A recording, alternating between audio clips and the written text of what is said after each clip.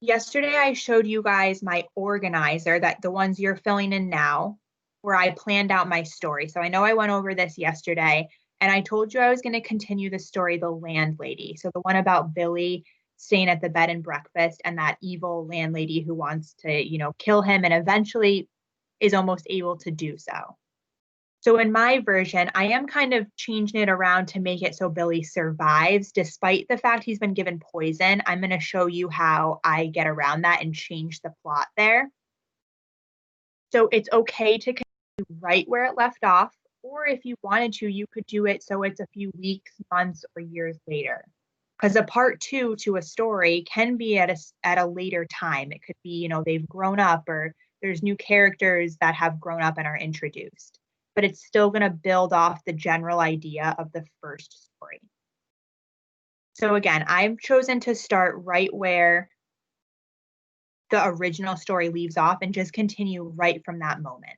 So I copied the last line of the story onto my document, which is when the landlady says, "No, my dear, only you," meaning that Billy's the only one in that house right now that's technically living. So just all you have to do right now is just listen. And this is an example of a continued story. So, no, my dear, only you. I snapped my eyes closed and let myself imagine for a brief moment what was about to happen. Me, Billy, dead. I imagined this woman who I once thought was the epitome of innocent and sweet, fulfilling her plan of not just killing me, but stuffing my body to keep as some type of token or souvenir. My breathing began to stagger, and sweat pooled at the top of my head. It traveled down to my brow like raindrops on a windshield. My mouth, recently filled with the taste of the warm mint tea, instantaneously went dry. Goodness, not just dry, but it was like almost filled with cotton balls. The tea, the smell. My God, it all made sense now, and I had to act fast. Wait, I screeched. Please, please, I do not want to die. I cannot die. She looked at me, her soft, blue, innocent eyes never breaking, but instead a light grimace appearing on the bottom half of her face. I tried again. I will do anything you need, whatever you ask. I know you do not want me to leave, I spewed. I will not leave. I will stay.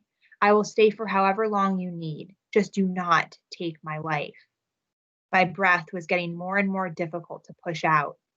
The landlady's eyes flickered, a glint of some realization passing through them. Her grimace was replaced by a smile, and I heard her say, "Well, there is something I need." She grabbed me by the arm and began pulling me through the living room and heaving me into the bathroom. So this part is, a little much, but here's where I kind of get around the idea that he has been poisoned. He did drink the tea. I think the tea is probably, in most cases, it'd be hard to not die from this, but I'm gonna make it up a little bit and just roll with it.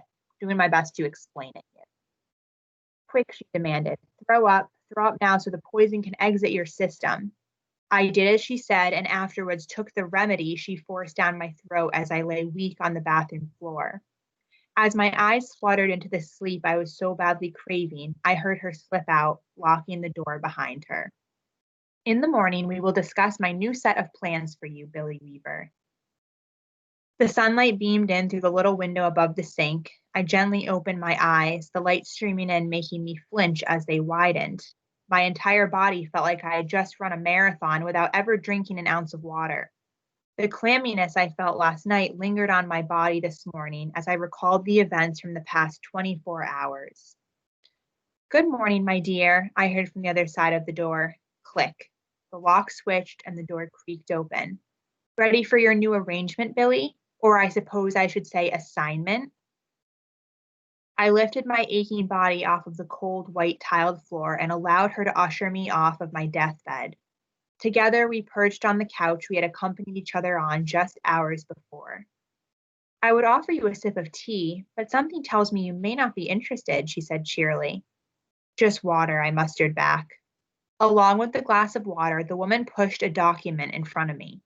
"So, my dear," she began, "the deal is this. You are now my recruiter, my secret weapon, my walking advertisement. In exchange for your life, you must bring me other people. Business has just been so slow, dear. You understand, don't you?" What the? You want me to bring you other guys so you can, what, kill them? I questioned. It depends, my dear. I typically just want the company, but on the off chance you find me what I am looking for, then yes, maybe that boy stays longer, if you know what I mean. Of course, it is totally up to you, but as you know, you only have one other option. She giggled again, that smile of hers creeping up over her face. Fine, I snapped. What do I do? The landlady went over the rest of the document, explaining the process of finding people at the train station to come back to the bed and breakfast, enticing them with the idea of cheap rent, a cozy environment, oh, and endless amounts of tea. I took the job for the selfish sake of my own life, but I had a plan, a taste of her own medicine, one would say. You see, once I brought the first gentleman back to the house, I made sure to earn her trust. I offered to show him around. I offered privately to be the one to carry his body down to her shop afterwards. And then I offered to make tea while she lured him to the idea of signing the guest book and cozying up by the fireplace. When I brought that tea in, I passed it around to both the landlady and my recruit, Jasper. Cheers, I said confidently.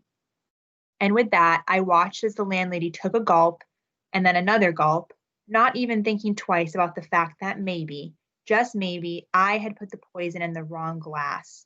More poison than maybe she had even given me. But luckily, the addition of the mint leaves masked the bitter and haunting smell of almonds. So I'm going to stop recording so you guys can turn your cameras back on too. So that was just